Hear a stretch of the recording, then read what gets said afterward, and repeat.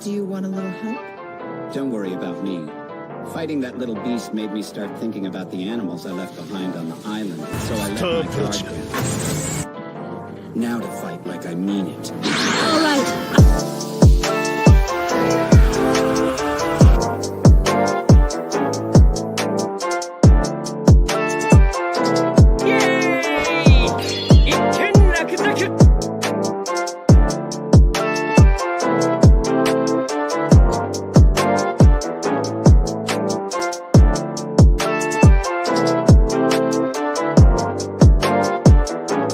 Do you want a little help?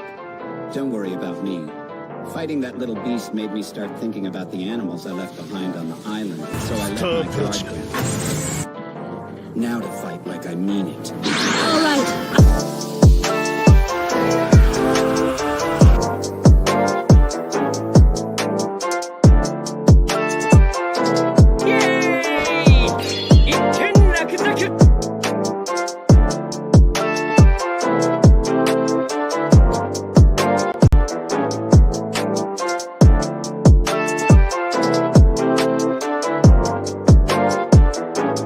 Do you Baby boys, baby girls, what's going on? It's your boy SKIP.88 here from Blerd over saying hello. How you doing? Happy Sunday again. I'm glad everybody's here. Glad you're doing well. And I hope you are trying to feel better because all this pollen is coming everywhere and it's kicking everybody's ass. I'm seeing y'all can see I sound congested right now in my right nostril. And man, it's terrible. So please take care of yourself.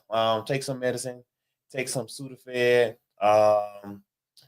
What's other sinuses medicine? I just know Sudafed, the little red pill. It helps. Tastes like Skittles. But I'm glad everybody's doing great. As y'all can see, I got the One Piece behind me. I got Star Lord and I got Black Panther sitting right there, chilling in the cut. And I hope y'all like the new camera. I love it. You know, it's trying to focus in on everything. It's more clearer than anything now. And I said clearer. I did. I'm from the South. That's not even a word, but y'all don't judge me. But Blerd over got some things working on. I'm getting back to my regular schedule. So sorry that I've been out of the loop, but you know, adult life be adulting. So yeah, there's that.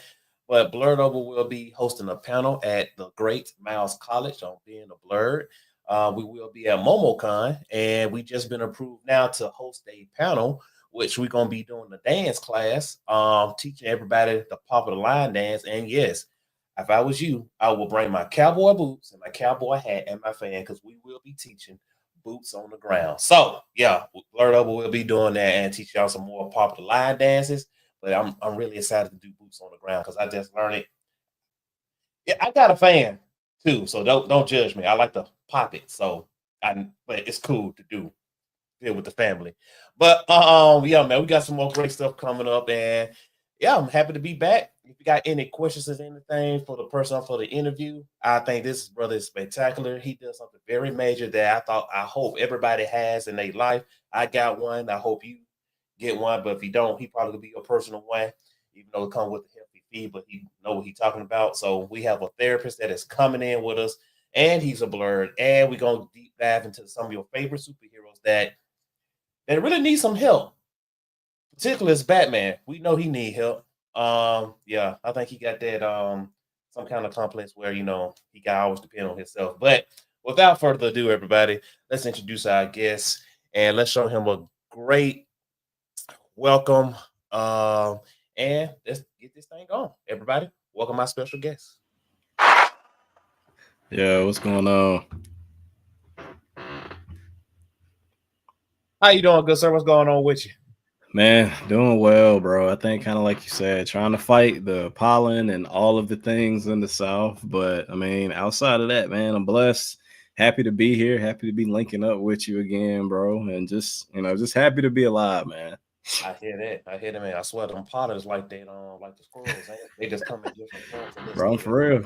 You ain't lying, bro. I think literally the pollen goes away and like lift weights. Like while they was swallowing, like knowing good and well they about to come back and completely F everything up. At this point, yeah, basically, man. Well, welcome to the show, bro. We're glad to have you on, man. So welcome to being a Blerd where we get to know you, and like I said, we see that you're a therapist, and you know that's some tedious work because what you got to do sit down with people, help them with their problems. I know that that's a lot in itself. Yeah, That's absolutely. a lot of schooling, a lot, a lot. I'm glad you did it for us because I couldn't do it. Man, I it's couldn't. crazy.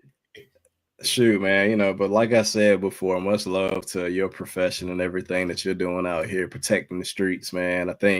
Feel like all of us, just trying to do what we can to make the world a better place as best as we can within our control. But yeah, man, I think the schooling piece, there are days where you're right, like, oh man, I'd be like, damn, I know my folks are proud. I'm proud. I'm hopefully kind of, setting the stage for my kid and stuff. And then in other ways, I'm like, I'm gonna try to hit this lottery, bro, because working is trash. Like, don't none of us need Hey, to work for real. I swear, man. When we was kids, we talking about we want to grow up, we want to do these adult things. We hear it's like, bro, this so ghetto. Absolutely. Why did we rush? 1%, bro. And it's like, wow, because when you talk about like just being a therapist, man, I think when I was training, I thought like counseling and therapy was one thing. And then I get there and I get my own therapist, and I'm like, yo, this dude lit. Like, he's not what I thought it was supposed to be. Like, I think I was expecting the super modern, like elevator music type. Like, can we just go be doing yoga and stuff? Shout out to all the people that love yoga. That's not my form of mindfulness. But I think, similar to what we talk about in being Black men, like, we start to understand what we feel like we get to see or what's represented in our lives. And I wasn't really exposed to therapy, honestly, like growing up and stuff. I was blessed to have my dad as an educator, saw teachers and things like that. But I was the first therapist, in my family. So that was a lot for me to try to figure out, what does this mean? What do I do? How do I act and stuff like that? But then I got my own, like you said, and I was like, yeah, this lit. Like, I know how I want to be as a therapist now too. So I straight up be doing career counseling and telling them like, yo, you ain't got to work if you don't want to. Like, you ain't got to stress yourself out. Like, maybe your career needs to end right now and start something else where you could feel healthier. But yeah, man, it's a beautiful profession. I think people are doing a lot of good work. That's good. That's good, man. That was a lot in itself. And that was a great introduction, everybody. And we didn't even start the interview. Well, we kind of started the interview yet, but we're not really into it yet. But that's Sure. an introduction. So yeah, so I'm getting.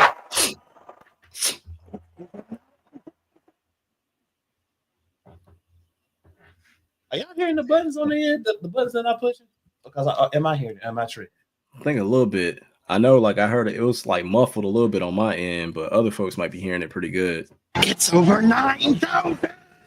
But man, welcome to the show. And then, like, I kick off the show, I always ask everybody this question. So I'm gonna ask you the same thing. So Felix, what makes you a Blerd? Man, and it's bad because when I watch your show, I literally like watch you ask people this all the time, and I knew you was gonna ask me the same thing, and I'm still not prepared. But I think when I think about what makes me a Blerd, I feel like at this point of life, it is me starting to get more comfortable, one, with understanding what it means to be Black in itself to me and what it means to be a Black man, and knowing like, while there might be monolithic aspects to our Black experience, being a Black person and a Black man in itself is not a monolith. So really trying to find a way to understand that unique perspective while also understanding where do I fit in fandom and nerddom at the same time. But I think the Blerd piece, when I try to integrate everything together, man, is the perspective. I feel like Black people, we have an amazing perspective, amazing intellect when we look at these things that we grow up with, whether it's music, comics, movies, anime, manga, it's like across the board. I think my perspective in itself is unique to me. And I think I've been able now to find a space in this that I feel really comfortable with. And I'm actually even more excited about the more that I continue to get comfortable with it. So I think that is my like big answer around just the dopeness that we get to be Black, and also how like we make nerddom just even more lit, There it is. Yeah. There it is, man. Ooh, boy, we finna get very theological on this interview. Oh God. I feel it. So man, the follow-up question to this is going to be, what do you think and how do you feel about the word itself, Blerd? What do you think about Yeah, it? man. I think it's dope, man. I feel like it's necessary. I think if anything, it's necessary because for me, I think when we talk about not even just the idea of being a blur, just more so what it represents, the same way that we have now as a people started to better understand what it means to be black or like Mhm. African American and things like that. But more so, like I said, man, taking that ownership of something. And I think when you talk about the idea of being a blerd, that to me is really just us finding a way to take ownership over what's important to us and how we kind of view and make sense of fandom and the nerd community or even Greek like geek culture and things like that. So I feel like it's necessary, man. It's like our personal and like intimate stamp on the nerd community. Okay, okay. Like that answer, like that answer, my man. Absolutely. So, so as you know, as a kid growing up, what was that first love that introduced you to the nerd community? Was it a comic book, video game? You saw somebody dressing up as them wackly inflatable arm tube man. What was that thing? They kind of like, well, I got to deep dive in this and see if there's more out there. Yeah, man. I think a lot of this for me, I feel like started with my mom for real when I think about it. Mm, Like my dad a little bit too, but more okay. so my mom because she was the sci-fi person in the house. And I feel like that's where we started to like just get introduced to some things a little bit more. We Right. didn't really call it like, it wasn't even really called like geek culture or nerd culture, anything like that. Cause both my folks, man, I ain't even gonna say their age, but at that time, what they were kind of exposing us to, I was like, oh, this kind of cool. I don't really know what this is, but it's different than what I've been seeing. But I think the first thing that I really got exposed to was Back to the Future.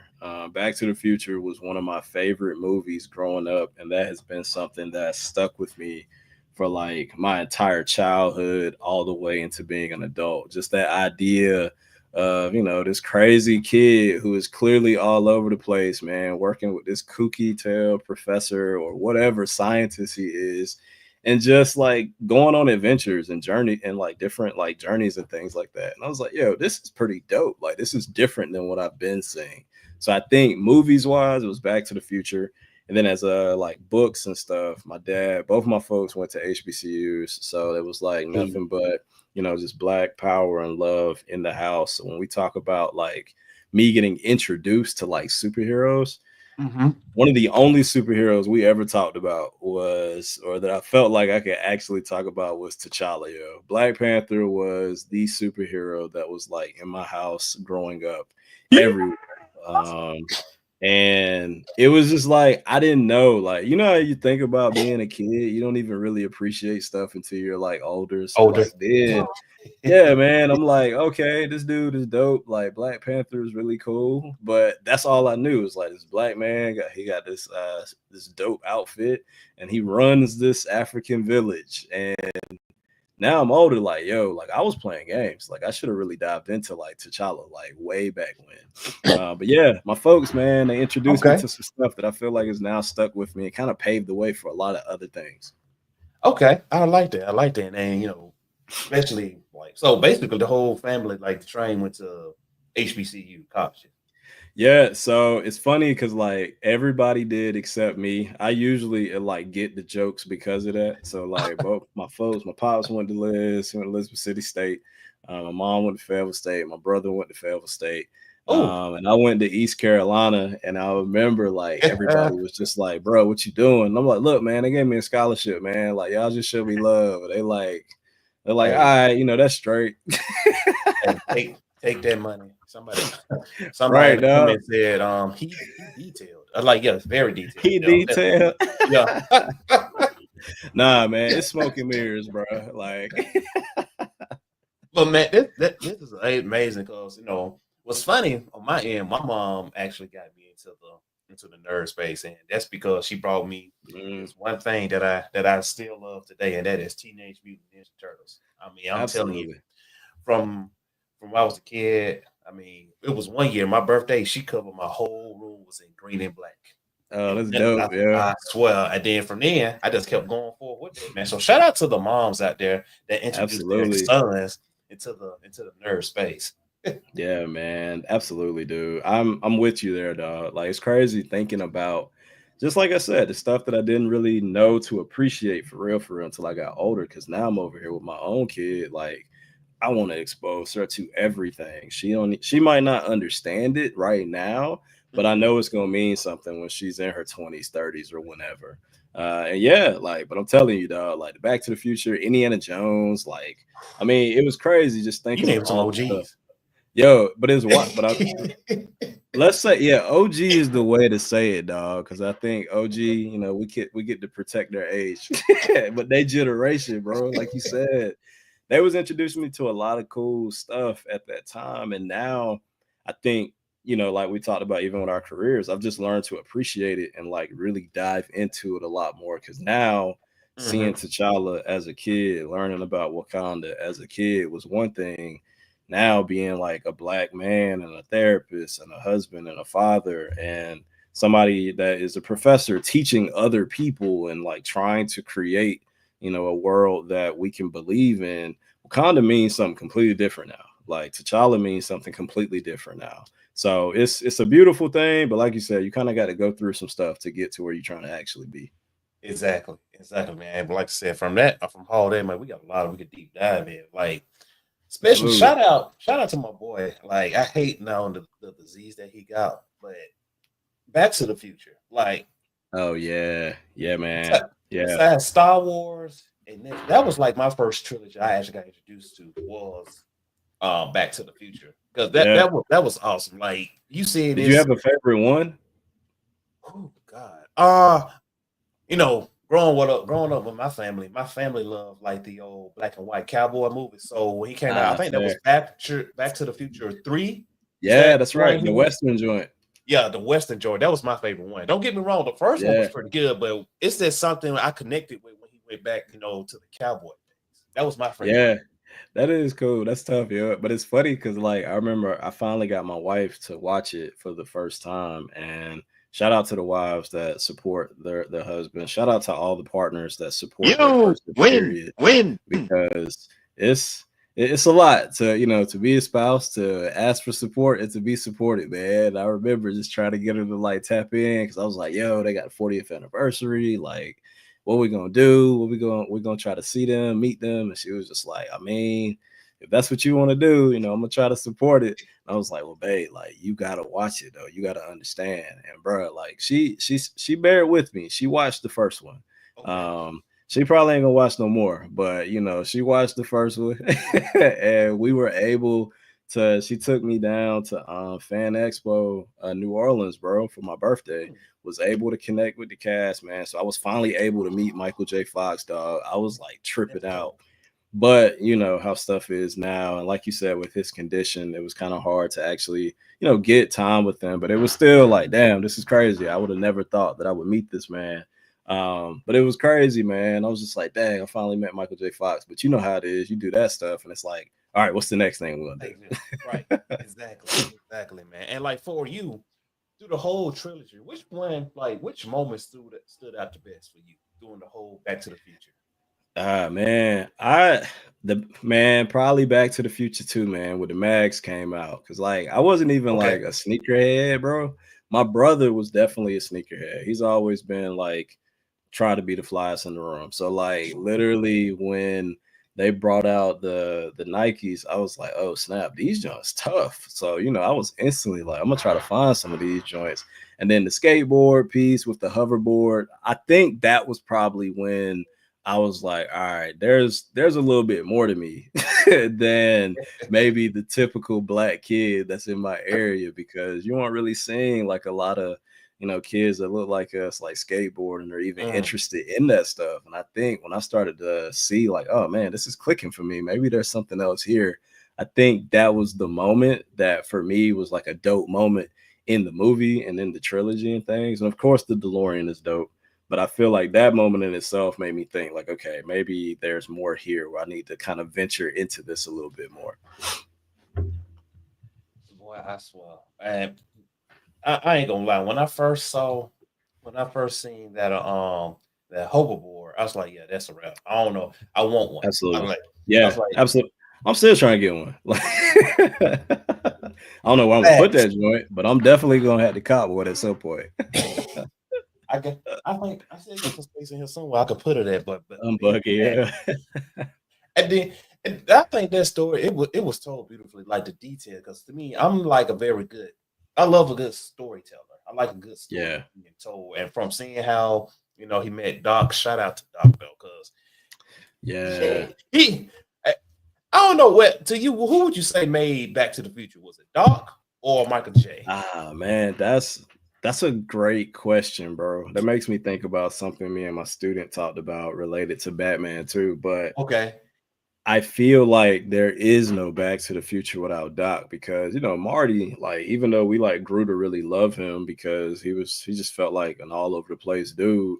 Doc right. was the one that was about action all the time. Like I feel like nothing would have happened without him. But also too, like we get to see spinoffs that are literally based off of them. Like Rick and Morty Rick would and not be Morty. the same without Rick. You know what I'm saying? So it's like crazy to think like that we were looking at the posters and like the toys and stuff because of Marty, but it's like you said, like Doc is the one that's kind of keeping things moving all the time. I feel that. So okay, yeah. And people that are watching right now, you can put in the comments, who do you think made Back to the Future? Was it Morty or Doc? So Mm, y'all let us know. But like I'm agree with you. I think it was Doc because like he said, he was about all the action. The builder, he was smart, absolutely. intelligent. Not saying Morty was, but I'm saying he just knew more and know how to get himself out of situation. Absolutely, yeah. Yeah, like I think Doc Marty wouldn't even be in those situations without him. Unfortunately, some of that junk was all over the place. But Doc was doing some wild stuff, man, and really had you like that. This movie can't stop. Like he keeps doing stuff wrong. Every single time.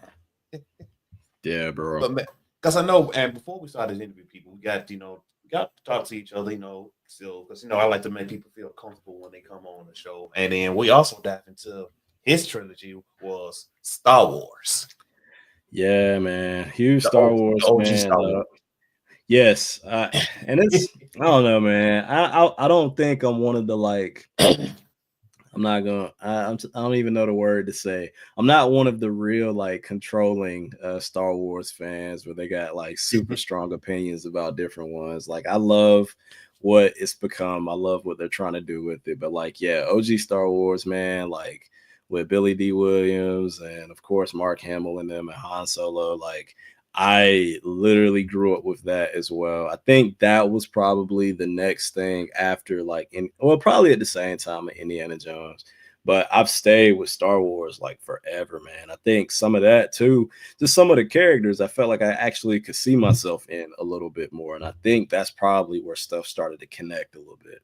Okay, so what characters? So how many characters you say you could see yourself in? How many would you say, and who are Cool, man. Yeah, man. I think for one, definitely I don't know. I think Mace Windu in a lot of ways. they? Love Samuel Jackson for one, but I think I don't know. Mace Windu used to give me like oldest child or like firstborn vibes, where he was very big on like morality, like trying to definitely have this strong sense of responsibility and rule following and things. So I think there's a lot of stuff there with Mace Windu that I could kind of see in myself. And on Okay. top of that, he was black and like with the smoke, and of course the purple lightsaber was just fire. But I think No after doubt. him, above all, man, I think Anakin Skywalker, man, and I feel like that didn't really click for me until I got my ADHD diagnosis. So, like, when I Mm. found out I was neurodivergent, I was like, Anakin look a little different now. Like, I used to think bro had some serious stuff going on with some emotional instability, but I'm like, nah, I think he just kind of got overlooked and he was a little misunderstood, and people weren't really trying to help him out for real.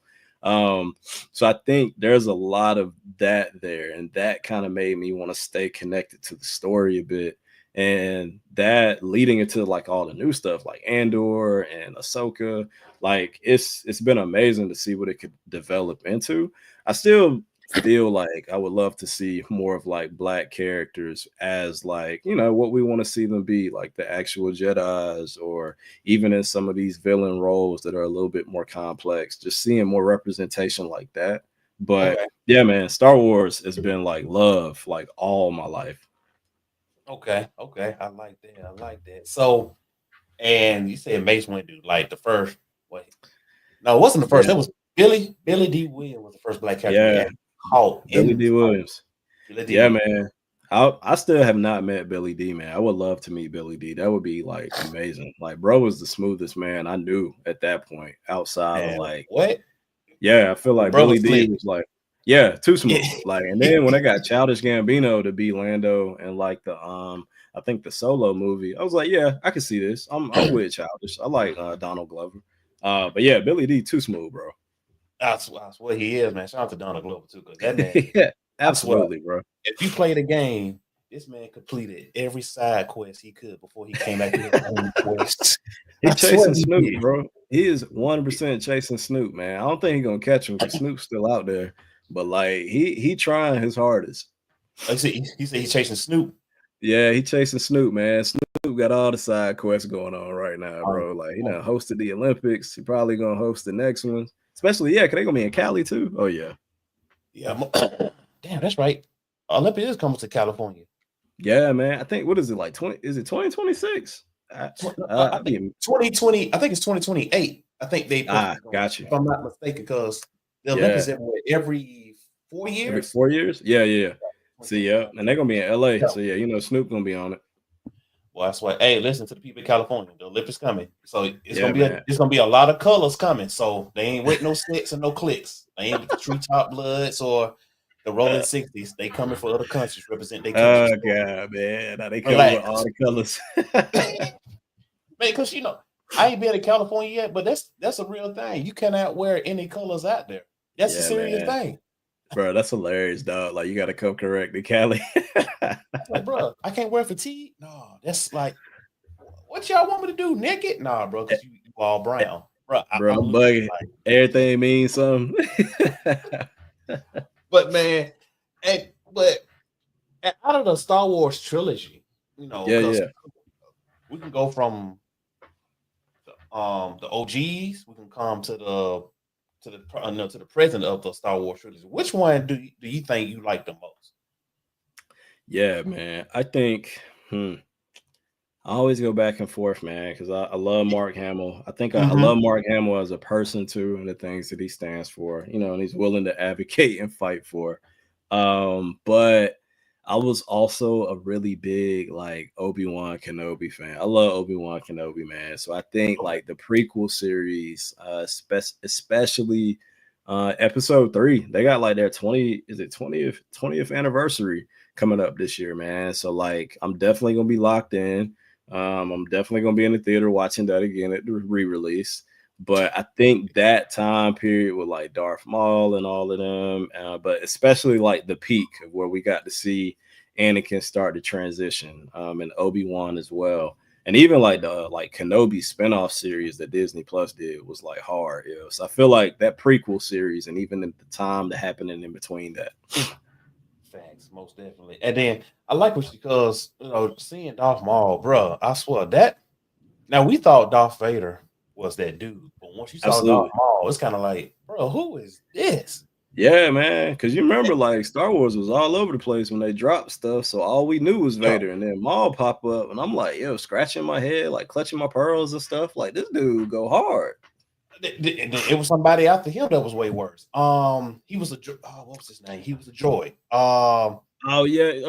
What Grievous? Grievous, yeah. I was like, bro, yeah, man. Star Wars is. Why is it? You can tell. Why is it in every franchise? You know, we got the heroes, we got the good people, but it seems like the villains always have the best villains and the best stuff in every hero franchise. Why is that? Yeah, man. I don't know, bro, but I'm with you. Like sometimes I think, but I don't know. Some of this too might just be from experience. And we talked about this too, with just getting older and like working and stuff. But I think like, I don't know. I talked about it with a client not too long ago. Just even from like a counseling perspective, man. I think we as people are at least in a place where, you know, we kind of hit an age where we accept that we're complex. And I feel like some of the hero stories, at least from the past, were a little too easy. Like they were a little too simple, a little too straightforward.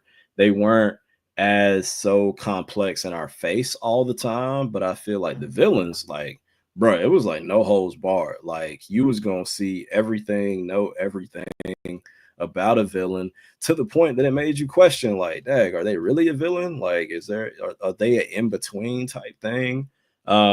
And I think that's where like a lot of my work has started to focus now, because I'm like, that stuff is interesting because I feel like we as people connect with that. Like, we're complex. Some of the heroes, I feel like they're trying to make them more complex, but a villain story goes crazy, man. I feel like all of us can connect with it. And you know what? Like you said, when we was kids, we didn't know the better. We thought, the heroes, we go for the heroes, root for the heroes. But as we get older now, especially, you've been in therapy now. You can actually hear and understand what the villains are actually saying. For somebody like the Joker, for example, in Batman, Absolutely, in the Dark Knight. It was one point in the movie he said to Two-Face, he said, if I kill like a random street thug or somebody that's doing dope in the community, that's right. Don't nobody care. But let me care. Kill like a mayor, or let me kill like an officer, somebody that the public sees, and everybody go crazy. I was like, and you sitting back when he said this, kind of like, damn, that is true. Yeah. It's crazy, bro. Like you said, man, shout out to Heath Ledger, man. I think that was our Joker too, man. Like, that movie in itself was just crazy. But I mean, like, Christopher Nolan and them was on like they was on a run with all those villains they had, bro. Like, Scarecrow was on one. Of course, like, Joker was up there. Like, he's probably like my top 3 villains like ever. But like, then Bane came right after that, man. And I was like, yo, like, these people really got us scratching our heads, yo. We ain't even talk about Thanos yet. And like Killmonger and how they've kind of made them more modernized. Where you just like, dang, we over here having deep conversations about these dudes. But you're right, man. Joker was out there wilding. But I always felt like that movie was so interesting, and it kind of answered a lot of questions for me that I felt like, the animated series couldn't. And that was probably like the goated cartoons for like my whole childhood, man. But like the Joker, Heath Ledger and Christian Bale in that movie just had me like questioning, like, why do y'all not kill? Like, why don't y'all take each other out? What's going on? And I think he had another line similar to that of like, I just you complete me or something like that. Like, we have to coexist. And I'm like, bro, that's crazy. Like, that's really crazy. It's crazy, but it makes sense because like the what's that symbol? The Japanese symbol. It's like the yin and the yang. Yeah, it's man. Like for bad to be here, it has to be good, and for good to be here, it has to be bad. Yep. It does. You saying that makes me think about one of my other favorite movies that I don't feel like gets enough love is Avengers: Age of Ultron. Yo, like, I felt like Ultron was one of those villains, bro, because what you just said made me think about the line he said around, like, the Avengers want to save the world, but they don't want it to change. And I was like, bro, like, Ultron really hit those something. Like, y'all want to constantly be needed. And that should not be the point of it. Like, exactly. If y'all gonna save the world, you're supposed to say that joke one time. But I use that line myself, like, even jokingly sometimes with my clients, where I'm like, the goal of therapy is to not necessarily need therapy. Like, you go to get what you feel like you need to get to a place where you feel comfortable. But it's not supposed to be a relationship that is supposed to be everlasting. But when Ultron said that, John, I was like, bro, Ultron might be spitting some stuff, and I don't know if people are actually catching it, because the Avengers are definitely doing this job. Man, like I said, man, like, see, it's like the villains are more heroes than anything. It's kind of like, bro, you got to hear their perspective, where they coming from. They not doing it just to be evil. They doing it because they figured Ultron, he figured he could change the world by his technology, because what's going on. He said, y'all killing ourselves already, so why not have me to be your king? I could restart everything. Everything could be anew. It could be anew. And that brings us to Thanos. Thanos said, well, if it's less food and less, equipment in the world, how about we just make less people? Yeah.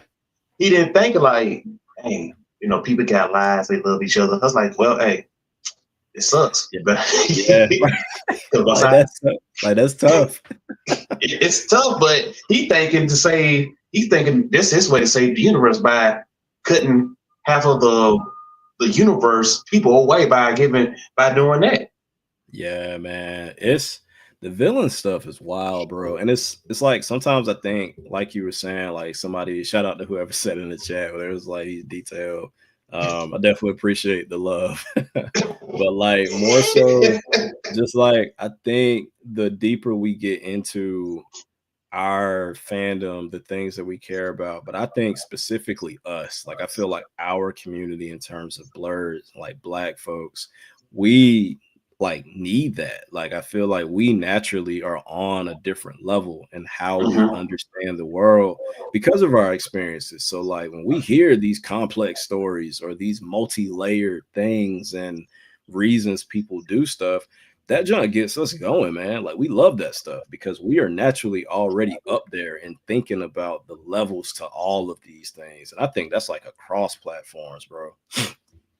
Okay, most definitely. And by about you being your profession, but about you being a therapist, looking at this community of Yeah. of Black excellence in the nerd community. Yeah. Has there ever been a time like you've been stressed out, or you just kind of want to take a step back from the world for all the stuff that's going on in the world? Absolutely, bro. I think like the same thing I tell my clients, and I mean even me and my friends and my homeboys and my colleagues, we share with each other, bro. It's like none of us are exempt from being human, man. Like Mhm. I think a lot of us, especially in more so people like you and my wife and those in hospitals and like actually in the field and stuff that are like first responders, like you can't just fight, and then expect to just be good. Like you can't just constantly be exposed to all of this stuff and just go to sleep and wake up like the Lego man, where it's like everything is awesome. Like the next day, I'm good. Like, nah, bro, that's not what we're supposed to do. Like trauma is real and it impacts all of us at a different level. But I feel like for myself, just speaking for myself, I have to step away at times because I think like we wear multiple hats. Like there's the side of me that's a professor, there's the side that's a therapist. This at the same time, there's the son, the husband, the brother, the father. Like and trying stepping away allows me to kind of figure out how to make sense of all of those things that are happening in the world from those different lenses, man. And it's like if we don't do that, we don't take that time to do that, we'll explode and we'll self-destruct. And then we'll be Intentionally. asking questions after the fact of like, how did we get here? It's the most. Man, you said a word, then that's what you did. Let me go ahead and do this for you right here. Here you go. Yeah, man. But it's tough, man. I don't know. I don't know. I think lately it's hard because the things that we are willing to kind of like even show love to, it's like Mhm. it's a bit of a paradox in the sense of like, yeah, that's great. I'm glad we hyping this up. But at the same time, I feel like we've done so much that to get here that we shouldn't have been here. Like it shouldn't need to get to this point. You know what I mean? Big facts, big facts. Because the reason I asked that because being a nerd back in oh well, being a nerd like back in the early night, in the 1999s, taking over for the Oh yeah. 2000s. It wasn't cool. It wasn't cool being a nerd, especially you Black and you a nerd, because you know what would happen next. You're like, oh, bro, we're gonna fry you. Like the way Absolutely. the way you dress, the clothes you Yeah, got, the shoes you wear, like everything. You used to look presentable, and yeah. nerds wasn't cool back then because Hmm. I was picked on, I was bullied, I was harassed for Yeah. liking the stuff I liked back then, and now I'm actually talking about it to another Black man today. Yeah. Like this would like, and people might still label us to be nerds, but it's like, bro, why Yeah. not?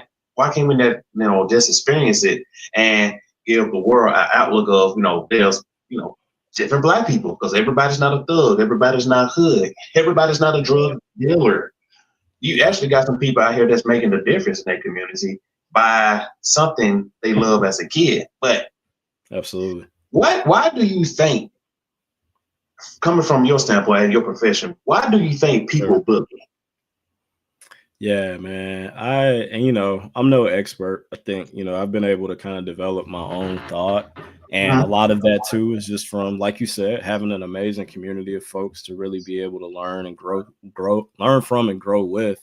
But I feel like a lot of times people bully because of like that idea of them not having access to things themselves. So, when you talk about your own experience and, even the bullying that you experience, and it's not even saying that this is what happened to you, but even thinking about my own stuff too, of when I was bullied or even like picked on, not even just as a kid, but even like in college and stuff, when I was just finding ways to choose myself the same way you were choosing you. I think sometimes people are afraid of what they don't understand. And I think sometimes too, people are afraid or jealous or envious when they feel like they don't necessarily have the tools or the community or the space to choose themselves the same way that you and I and others have tried to, and probably even now gotten to a point where we're just a lot more comfortable with it. But even then, as kids, man, it's like, we just trying to figure out what it means to be us. And I think sometimes people like pick fights and they judge and stuff like that because they struggling with their own stuff. Like a lot of times I feel like it's really people are struggling with their own stuff and they don't have the tools to actually say that stuff and like actually make room to just be like, yo, I'm struggling. Can you help me out too? I see you're doing this. But that's my like long or short answer to it, man. But I feel like it's complex because everybody has their own stuff. I feel that. I like that answer. Yeah, man. But like I always tell people my experience of when I was bullied because it was so bad to a point they actually dunked my head in the toilet. Why? I do not know. But it really got that bad. I mean, I couldn't let it defeat me, but I know the world's not all bad. There's other people out there like me. I just have to find a way to find those people that that I can relate to. Absolutely. But yeah, like that's what I was saying because bullying it comes in all different shapes, sizes, and forms. You got cyberbullying, you got people that's in your face bullying, you got racism, you got people who support number 40, number 47, innocence, if you will, and now everybody is paying for that one. But, yeah, everybody too, like heavy on everybody. Big heavy on everybody. Yeah, we ain't gonna talk about that because he might shut my page down because that's real. Oh man, we are living in a real life Star Wars. I mean, for real, bro, that's hilarious too. Because George Lucas was just talking about how like, Star Wars isn't political, and then he was just like looking around. Exactly, and look where we at now. Thank you, George Lucas. We appreciate you. Yeah, man, it's ridiculous, man, and it's sad, bro, because I feel like a lot of it just comes back down to hate, and which is disappointing. I think it's unfortunate, but I think also too it shows how a lot of people are just not in a place where they feel confident enough to take a stand for what they believe in, but then also too they may not necessarily feel like they have that community, because I think what you said is the thing, like the community piece, that belonging, having folks that you can lean into and sow into that will sow in back to you. That stuff is like a superpower for us, man. And that's why I feel like when you talk about this type of community, bro, because you know how it is, you get with your people, you're unstoppable. Like, ain't nothing. Like, bro, you're like, oh, it's the weekend. And it could be Thursday. But you with your people, you with your friends, man, it completely changes the whole environment for you, man. Yeah, man, I feel like that's what's hurting like all of us, like as a community right now. It's, another thing. So speaking of community, what do you think, how was it when you discovered the Blerd community? How was that feeling? How did you discover the Blerd community? Man, that jump was crazy. Like, and crazy from the sense of it was like, I don't know, maybe others that can relate to this might feel the same way, but it was like when I found out that I had ADHD and just kind of having some time to myself to like make sense of it, kind of go through my own stuff. I was also a therapist at that point too, and there was no like affirmations or nothing that I was giving myself. I was definitely just human. But I remember like when I told some of my friends and some of my like boys that are therapists too, like, dog, I just got this diagnosis. I'm trying to make sense of it. And 3 of them was just like, "Oh yeah, we could have told you that, bro. You lit. Like we all got it." And I was just like, "Dang!" Like it was one of those things where I was like, "All right, I don't know how to receive this, but this is love." Right. Like they was ready to link up, talk about it. You know, they was gonna be there for me. We was gonna joke on me. Like, bro, I was wilding. Like my wife, like, thank God for her. She was the reason that I was able to finally like sit down and go get some stuff looked at. Cause you know, it's always the person on the outside because you'll never see your own stuff for real. Right. And man, I was tripping. I lost my keys like 17 times in a week one time. I was like, that's bad. She was like, yeah, babe, that ain't something people just doing. And I remember my boys were saying the same thing, but then it was like it just instantly started to be this thing. You remember when you were a kid and you finally make a friend and y'all are quick to show each other stuff like, oh yeah, I got this, or I got these, or you got Pokemon cards too. Like, yeah, me too, bro. You don't care about nothing else. You don't hear no noise. You just locked in, man. Exactly. Yeah, dog. And I feel like it's the same thing when I finally found, like, especially Blerd wise, when I finally found like other people at my job that like love Dragon Ball Z, but they love like early 2000s Dragon Ball Z, and they would like try to pry me off gate for like some of these younger folks that were like, yeah, like we on this and this. And I'm like, oh, I was watching like Static Shock and like Jet Jackson and Dragon Ball Z when I got out of school. And meeting some dudes at work that was like, hey, so you remember Cell? Bruh. Like, yo, F work. Like, we locked in now. We got to talk about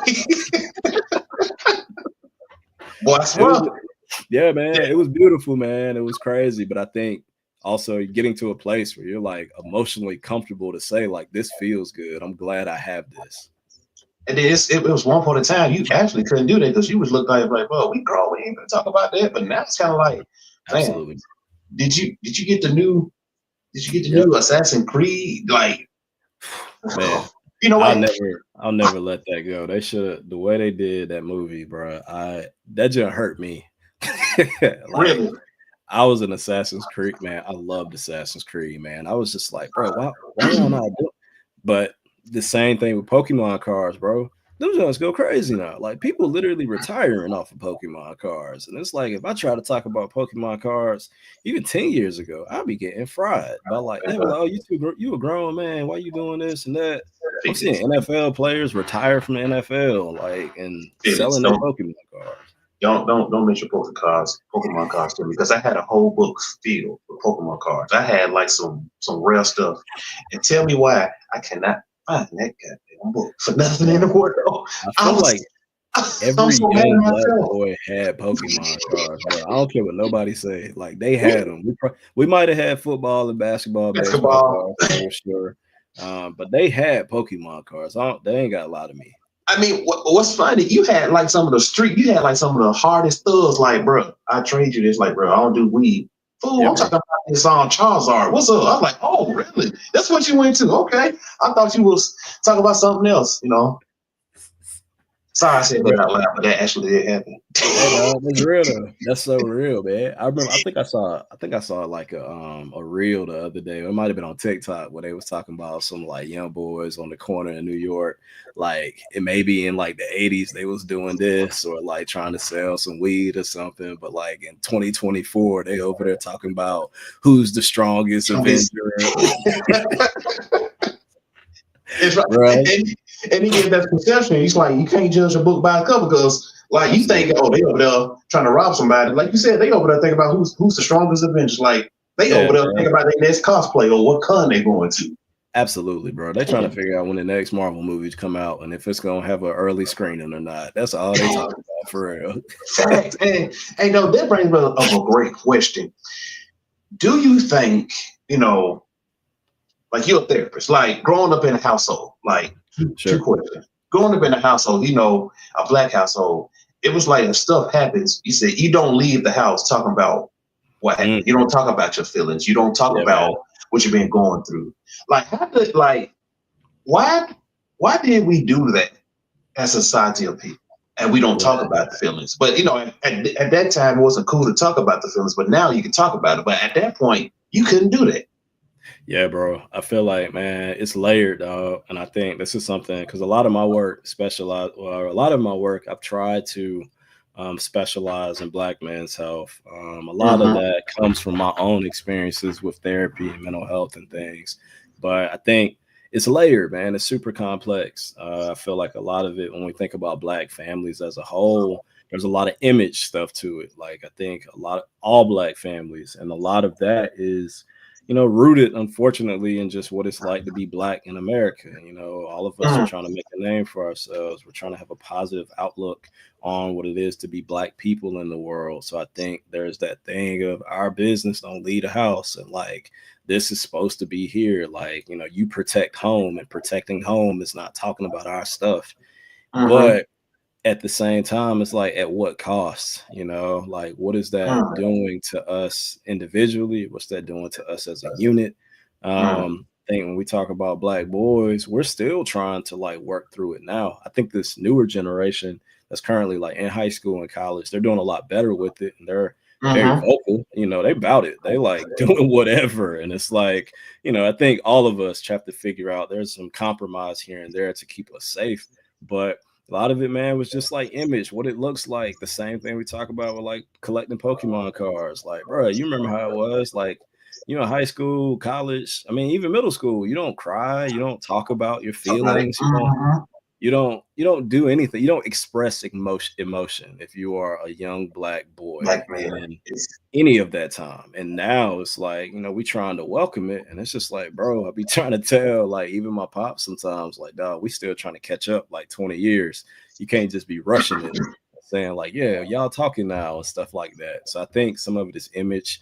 I think a lot of it just kind of is like that unfortunate double-sided coin of how you protect the house, but at the same time not realizing that you're still harming it. Exactly. I think now we're trying to do better. We're trying to play catch up, but in that there's still sometimes I feel like we struggle with what it looks like to have healthy conflict, man. And I don't think it's like a shot towards us. I think a lot of it comes more so because we haven't really had enough spaces to do it in a healthy way where we can still know, like, I love you, I'm mad at you, and two things can be true. I can love you and be upset with you at the same time, and we can find a way to talk through it. Exactly.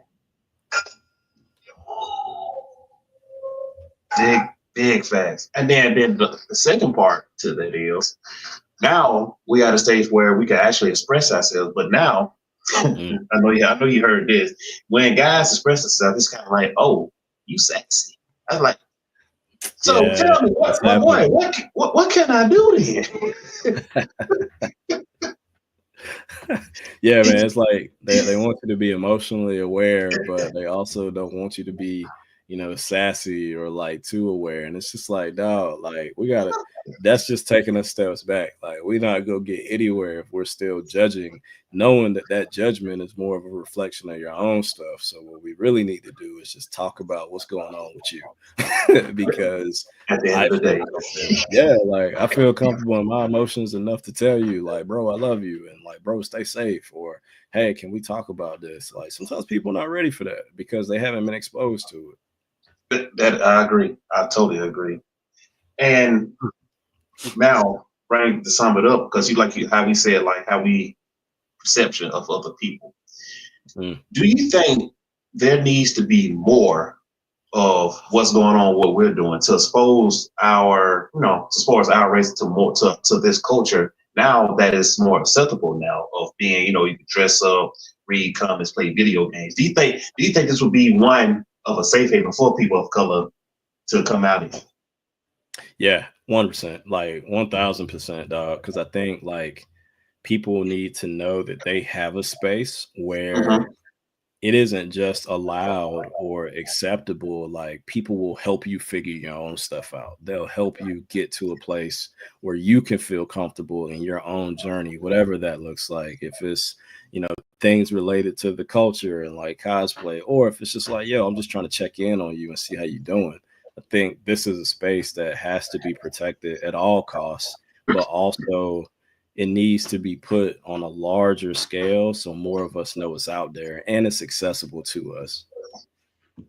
Okay, cool. Good deal. I like that because, I think this needs to be more awareness because, I know I did a panel a long time ago here where we had, talk about being a black nerd in the nerd space. And it was a good turnout. We had the young, we had the old, and then some like you had son and father didn't know, like father liked Black Panther. And the son's like, what you know about Black Panther? And that was like more connection because I think there's like still like a gap there, but you could bring that gap together because you never know what your father liked as a kid, but what you like now, and y'all like the same thing. Y'all can connect more on that level. Absolutely, dog. Yeah, man. The meaning, I feel like that's the thing, man. Like that's heavy in itself because that character is gonna mean different things to both of them because of the generations they came through.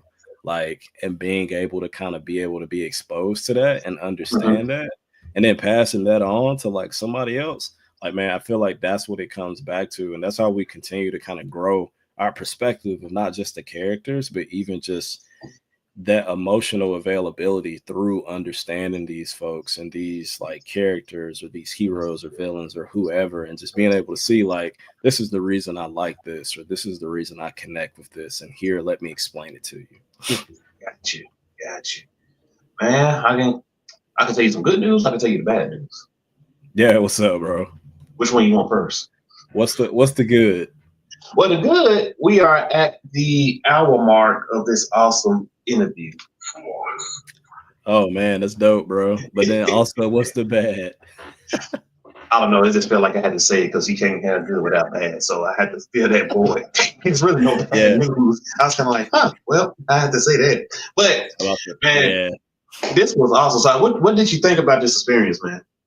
Yeah, man, it was dope, man. It was definitely good to be able to chop it up with you. I feel like you said, man, it's dope when you can, connect with other black folks and then especially black men and just kind of kick back and talk about how all of these things connect. But too, like you said, man, it's nice because this doesn't feel like work. And I feel like we need these outlets, man, to be able to stay grounded and take care of ourselves. Most definitely. I definitely agree about that. And then also, do you think everybody needs a therapist? I think everybody should definitely try it out. Like, I feel like because that's the only way you'll be able to make an opinion about it. But trying it out means going through the dating process, because that first therapist you meet, you might not connect with, but don't give up then. There's somebody out there for everybody. And then you can actually try it out, see what it's like, make an opinion for yourself, but know that there is a therapist out there for everybody. Sometimes it just takes a little bit longer to get to them. Okay. Awesome. Yeah, and definitely try a black therapist too. Facts. Yeah, man. I got one, and and please tell people it doesn't mean you're crazy if you see the therapist. It doesn't mean you're crazy. Nah, man, that just means you care about yourself. Like therapy can be maintenance. Like you got a dentist, you got a doctor, you got somebody to work on your mind to help you out. That's all this is. Absolutely, man. Like we got to get that crazy stigma out of there. There are some people that see therapists just because they like having a nice weekly check-in about their week and making sure they stay routine and stuff. But yeah, therapy is what you make it, man, and you go for what you need. So absolutely. Exactly. Oh, and to everybody, I really hate to say this, but I love this coach. He's a good coach. Auburn has made it to the Final Four of the NCAA basketball. Oh, Auburn won. Yeah, I mean, I'm not mad about that. I like Bruce Pearl, man. He done been there for a minute. He's a good coach, though. Like for real, I like his style. He's a good coach. Yeah, we was checking out the LSU game earlier too, and LSU ended up losing to UCLA. So like, man, basketball going crazy right now. Seriously? Yeah, man. They lost. They was getting smacked too. LSU, they got some shooters, bro. Wow. I mean, UCLA got some shooters. Yeah, LSU was struggling, man, but they run and came to an end. Man, my team came to an end. They did perform well. I think they was nervous. Shout out to Alabama for making to the Elite Eight, but it was due. What you expect? I mean, and I ain't got nothing but love for Alabama basketball team, man. I was rooting for them when Avery was there. When Avery was there coaching it, they was on the rebuild. I was like, man, I like Avery, man. Hopefully he could turn this team around, bro. And now look at them. They like top 5 in the nation. Exactly. But Auburn is like number 1 overall. Yeah. It is crazy to see Auburn have a good basketball team, bro. Like, I don't feel like we usually see them hooping for real. Hey, don't say that out loud. They fans don't come for you because we know they ain't got a football team. We know that, but they basketball team pretty legit. I'm a Roll Tide fan myself, but I got to give credit when credit is due. I was like, hey, Auburn is like they got that team. I ain't gonna lie. I was about to say you a fair Roll Tide fan then. Yeah. Even though I think the coach from Auburn could have been to Alabama, but that's another story. I ain't gonna say that out loud. For somebody to come attack me. But sir, I got another question for you. Are you ready for the question? Yeah, what's up, man? Would you like to play a game? Absolutely. Oh snap! Let me get ready for what it's about to look like. All right. So it's this game that I play.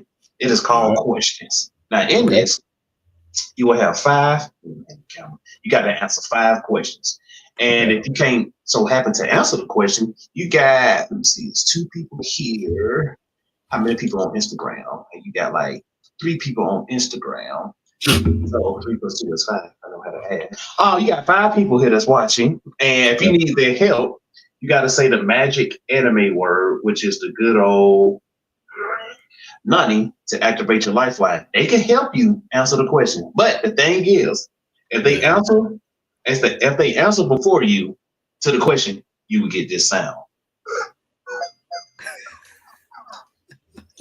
And then you and Fidge, y'all gonna be throwing hands with the therapist because I gave the rules and y'all cheated. So that's the rule. So are you ready to play? Absolutely. Let's go. All right. So let me set up everything. Y'all don't go nowhere, and we'll be back with questions.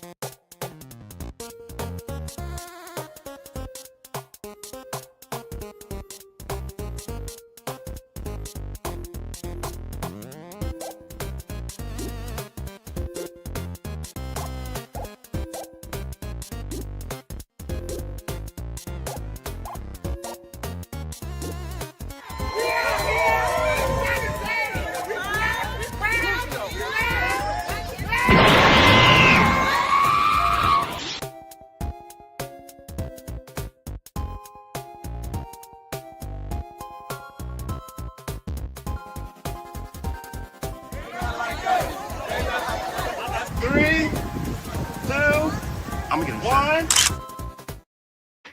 All right, we are back, and thank y'all for checking out that our photo shoot we did at Comic-Con 2025 this year. That was the first time ever having a all-black photo shoot at Comic-Con 2025. So thank you to all the people that came out there. That was called the Class of 2025, the startup. So next year, 2026, we're looking for more. We will make it bigger. We'll make it better. We want to represent all of our black cosplayers in the state of Alabama. So now we are ready for the game of questions. Let me set the mood. Boom. Let me get this here going.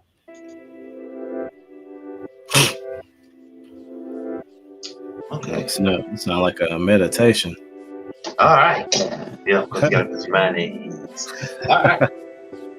Are you ready? Let's focus the camera. All right. Are you ready for the first question? Absolutely. Here we go. Question number 1. What does CEO stands for? Oh my gosh, bro. It's funny because if you didn't ask me, I'd be like, yeah, I know what that is. Chief Executive Officer. All right. We got to a good start. Question number 2. Are you ready? Yes, sir. Europe is a part of what continent? Oh, God. Europe is part of what continent? Bro, why don't I know this? Like, This is horrible. Yeah. You say travel definitely ain't my thing. I'm gonna have to say 90, yo. All right. I'm bad to get fried about this. He said 90, so he come to people in the comments. So, everybody, I'm gonna say the question again. Europe is a part of what continent? Europe is a part of what continent? If anybody know the answer, type it in the comment section below and let us That's know. hilarious, yo. I feel like the folks when they be calling in on the phone and they got all the answers wrong for stuff they should be knowing. No. That's what I try to make it out to be, but it's pretty fun to play with people. Yeah, dog. I'm like, bro, I'm tripping. It's bad. So- I don't. Oh god, somebody said it. See, somebody said it. Oh yeah, I was asking. I'm about to say this had to fry me. It's cool. I'll accept that. Anybody know? Okay. Oh, well, we have an answer here that I'm looking at. Do you trust this answer? Somebody said Europe is a continent. Yeah, that's right. Actually, yeah, I definitely accept that. You want to go with that? Let's go with that. I'm about to say, bro, you already done got me with a trick question on the second one. All right. Correct. All right. Bro got me with a trick question on the second one. Are you ready for the next question? Oh yeah, let's go. Question number 3. How many states make up the United States of America? 50 right now. Wait. But I'll say our president might change that. But like, And you said 50 is your honor. 50. That is the correct answer. All right. Yeah, for right now, you right. We gonna see. We gonna see what's gonna happen. Whew, boy. All right. Here we go. Question number 4. How many letters are there in the alphabet? 26. I was about to say, if I got that wrong, NC State about to be mad at me. Wearing this hat up here, looking crazy. Hey, we need our degree back. So run that back to us. yeah, let's go ahead and send that all back. Hey, here we go. This is the question number 5, everybody. Getting close. Let's see if we can trip them up. All right, here we go. Question number 5. Name the 5 senses. Smell, taste, see, hear, feel.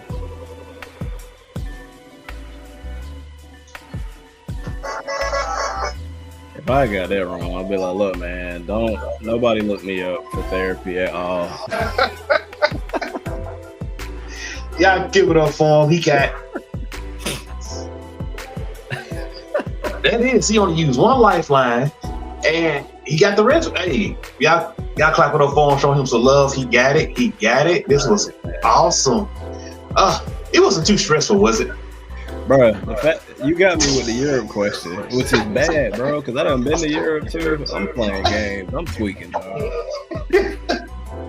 Man, bro, thank you for coming on, man. This was awesome. Really, man. Thank you for having me. No problem. So, gotta do this. I gotta do like the questionnaire. How was this experience? Oh man, it was dope. It was definitely dope. All love. I'm more than happy to come back and send anybody else I can your way, man. Most definitely. And how was I as a host? Oh, dope. Outside of the Europe question, I feel like he was good.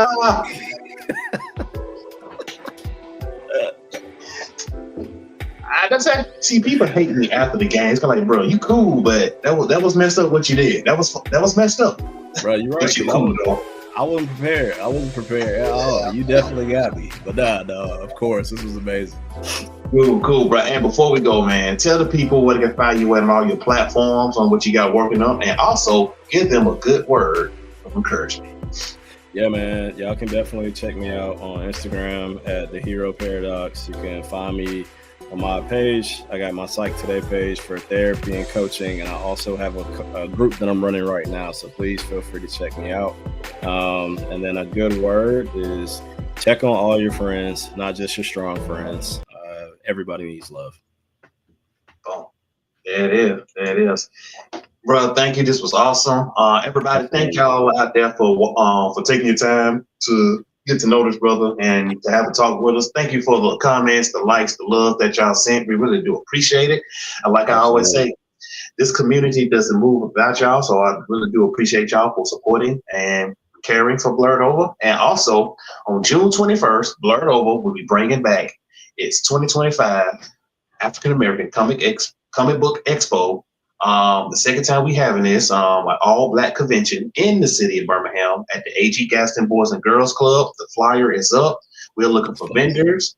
If you want to host a panel, if you want to represent your organization, just go to our website, which is www.blerdoverllc@godaddy.com. Click the link. Look for ACAA. AACE 2025. Click on it and sign up, and let's make this bigger and better, and we're gonna keep going for y'all. So at this time, baby boys, baby girls, what's going on? It's your boy SKIP.88 here from Blerd Over. Thank you for tuning in to another episode of Being a Blerd with my boy Felix over here, the Hero Paradox. Y'all check him out, get to know him, talk to him, and at this time, WTW, what's the word? Say it with me. UNITY. What does that spell? Unity. And this is how we're gonna make life together. Y'all have a great week, and we'll see you next time of Being a Blerd. And we out. Yeah. Do you want a little help? Don't worry about me. Fighting that little beast made me start thinking about the animals I left behind on the island, so I let my guard down.